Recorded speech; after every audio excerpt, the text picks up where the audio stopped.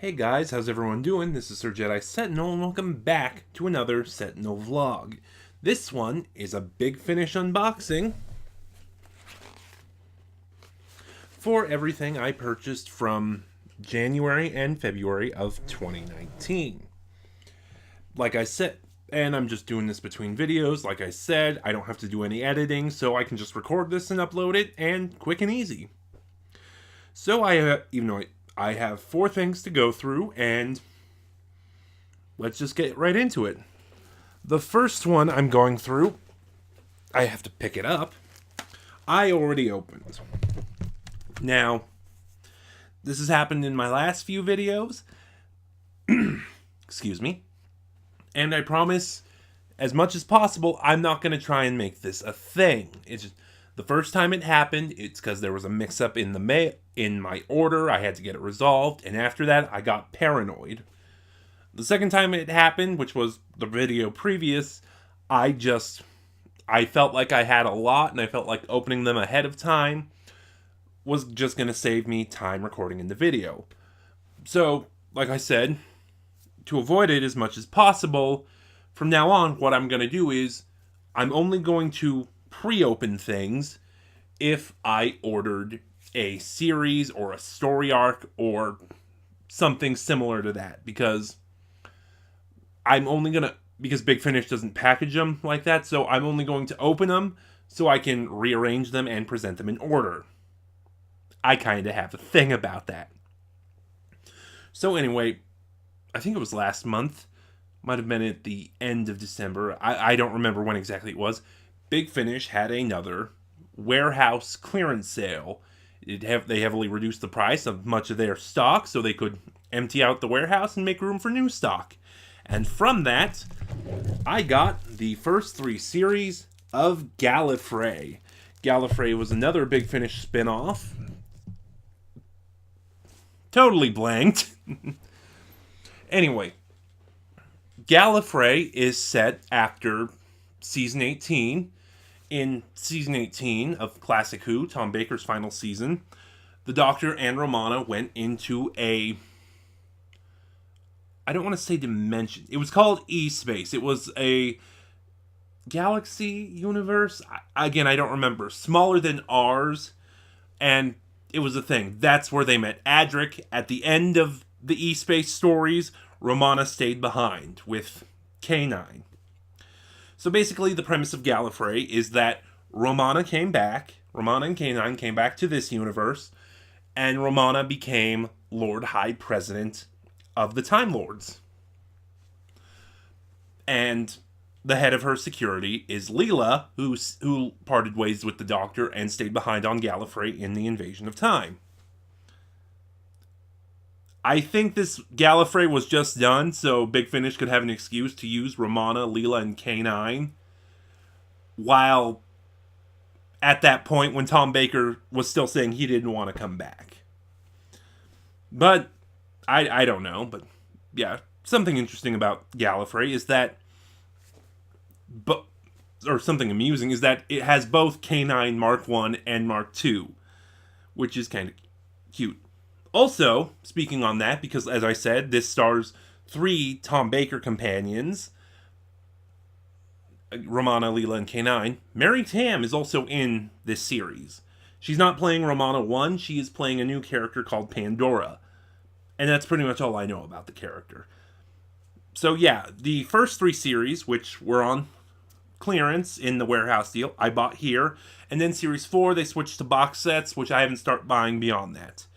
So I'm just going to go through and list them off. By the way, I've only listened to Series 1. And Series 1 was Weapon of Choice. I have nowhere to put these. Square 1.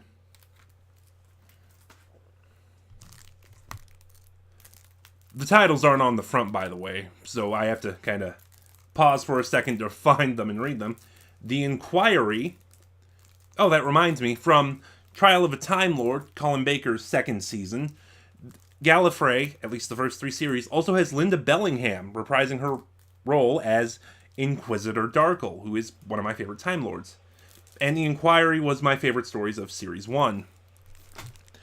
and A Blind Eye, which features India Fisher, who played the 8th Doctor's companion, Charlie Pollard, playing Charlie's sister. And boy, that was a creepy performance, let me just say.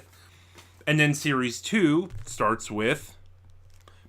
Oh, this is also Series 2. Just reading the front here is where Mary Tamm's character, Pandora, starts coming in. Anyway, Series 2 consists of Lies, Spirit, Pandora.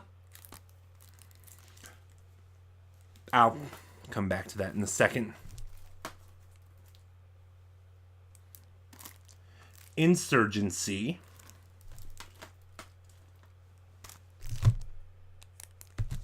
And Imperatrix. Imperatrix, I think it's the latter. Anyway, before I get on to Series 3, Gallifrey also introduced new characters, like Coordinator Narvin, who is the head of the CIA, the Celestial Intervention Agency, and is one of Romana's major rivals, and Braxiatel, who is one of Romana's friends and supporters, and, according to the novel Lungbarrow, is the Doctor's brother. Actually, I don't know how I feel about that, admittedly. It's just, for so long, for the entire show's 55-year run, the Doctor has been so enigmatic. So I feel like when you start introducing these concrete concepts about the Doctor, that gets really iffy for me. And it's just a personal thing for me. But yeah, other than that, I really like Braxiatel. So, anyway. And one thing I forgot to mention is just, like I said, the premise of Gallifrey is that Romana is the president. The premise of Gallifrey is that Romana is the president of the Time Lord. So it's very mystery, political thriller, and I just like that genre. That's why I like Gallifrey so far. Because, again, I just like that genre. Anyway, now, Series 3. Fractures. Warfare. Appropriation.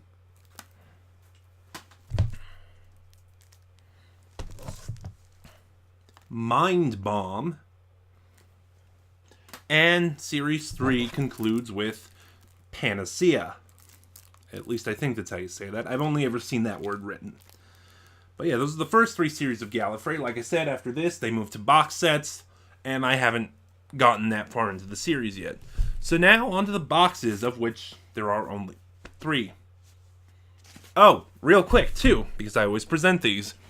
The Vortex that came with Gallifrey advertised Blake 7, their latest release at the time. I think it was the Liberator Chronicles. Blake 7 was a sci-fi show created by Terry Nation, who created the Daleks and wrote a lot of the early Dalek stories. I think he wrote everyone up to Destiny of the Daleks. And then I think the rest of the classic Dalek stories after that were not his. Anyway, he created Blake 7, and that's all I know. I found a place to watch the Blake 7, the series. I want to watch the series first before I try getting into the audios. Anyway, this Vortex advertises Blake 7 and their newest Doctor Who spinoff, Missy, which I was on the edge about, but lately I've been hearing really good things, and there were things I was interested in already, like it has the Rufus Hound Monk, which was one of the reasons I wanted the Third Doctor Adventures Volume 4 and the Black Hole from the early adventures. And also one of the stories is written by Ned Fountain, who is my favorite Doctor Who writer. Now that that's out of the way, now that everything from the Gallifrey package is shared, onto the boxes.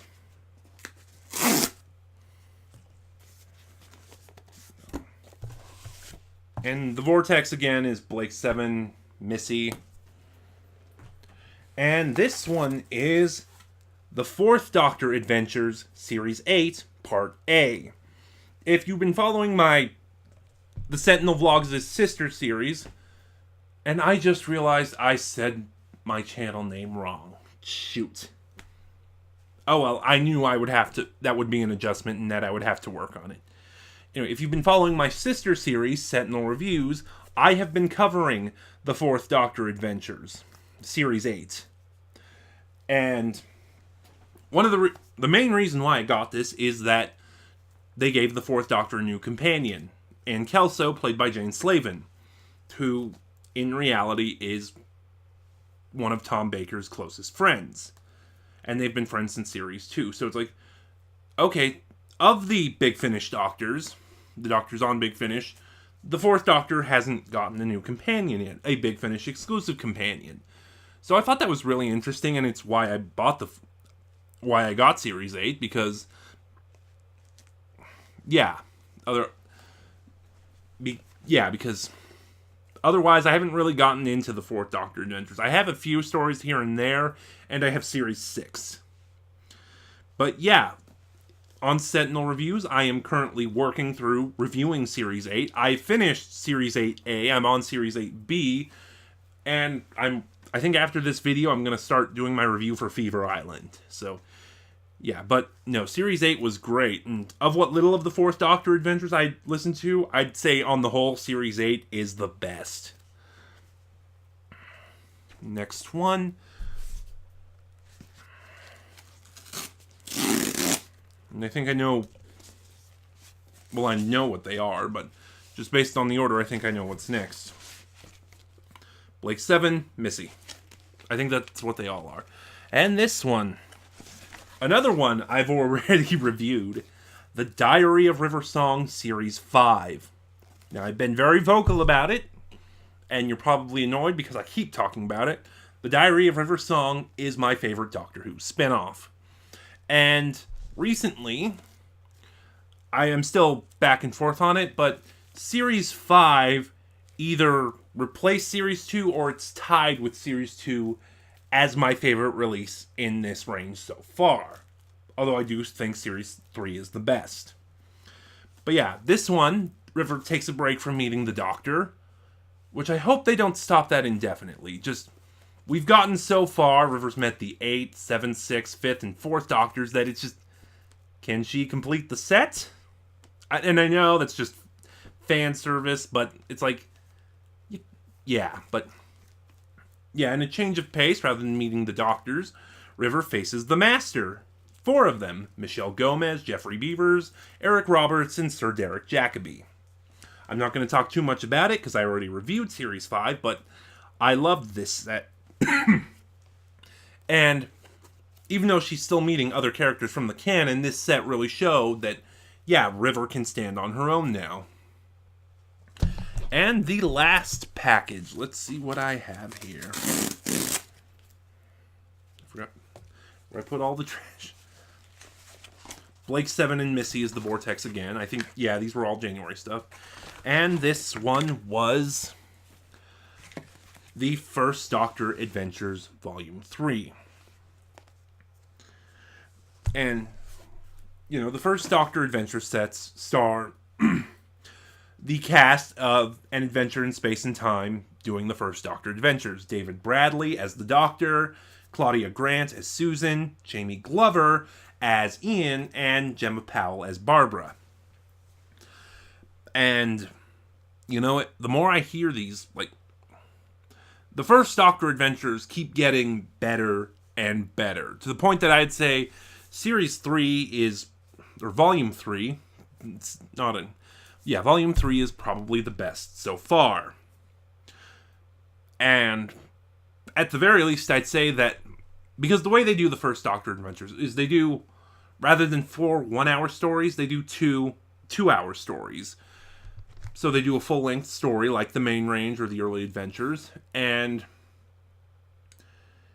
yeah, the First Doctor Adventures sort of go through the era of storytelling from the classic series, from the First Doctor's era of the show. They have one pure historical story and one more sci-fi based stories. In Volume 3, it was the Phoenicians and TikTok World. And TikTok World, as it stands right now, is my favorite First Doctor audio. That story was phenomenal. And yeah, no, just if anything, if you want to check out the David Bradley sets, I recommend starting with Volume 3. Just because, again, I loved TikTok World. Over the course of the first Doctor Adventures, the casting I had the most trouble with was Claudia Grant as Susan. Her voice, the way she decided to voice the character kind of grated on me, but in this story, in this set, she really comes into her own, and she's given the spotlight, especially in TikTok World, and she just shines, and yeah. So that's what I had this time around. What did you think? What did you think of the stories I presented? Anything catch your eye? Start a conversation in the comments. Like, comment, subscribe. Click the little bell next to subscribe to get notifications when I upload. In the link below. Sorry, I've been talking for a solid 16 minutes. Anyway, in the link below, you'll find the link to my Twitter, where in the description box below, you'll find the link to my Twitter, where you can follow me and updates on the channel. This is the Sentinel watching over geekdom, and I'll see you guys next time.